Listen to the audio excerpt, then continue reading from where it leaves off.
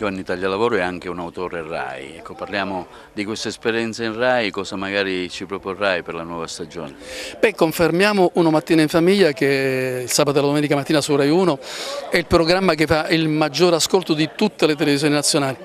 C'è un cambiamento, il conduttore non è più Tiberio Timperi dopo 24 anni, ma c'è un giovane che si chiama Luca Rosini, vedrete che sarà molto bravo, certo non ha i livelli di Tiberio, ma a poco, chissà, magari potrà eguagliare e magari superare. Questa è la novità. Nella struttura il programma è rimasto grosso modo come è stato negli ultimi anni, ma squadra che vince, non si cambia.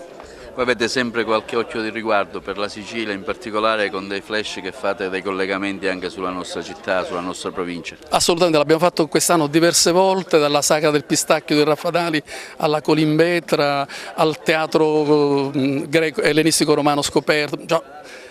Ogni occasione per noi è buona per parlare di Agrigento, della sua provincia, degli agrigentini, insomma ce l'abbiamo molto nel cuore. Diciamo che lì Agrigento è presente non solo nelle nostre persone, ma anche in quello che di bello Agrigento presenta e che noi vogliamo raccontare. Lei vive a Roma, ecco, ora viene ad Agrigento ogni tanto per vacanze, per trovare i suoi familiari. Come trova la città? Allora io vengo sempre, almeno 2 mesi l'anno, un mese intero d'estate e un altro mese a spizzichi e bocconi.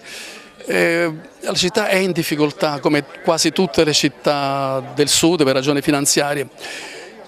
La giunta Firetto certamente ha cambiato alcune cose, maggiore attenzione alla cultura, maggiore attenzione alla bellezza, ma diciamo, gli strumenti per cambiamenti più radicali ancora non si sono visti, ancora mancano 2 anni credo per la fine della sindacatura, aspettiamo.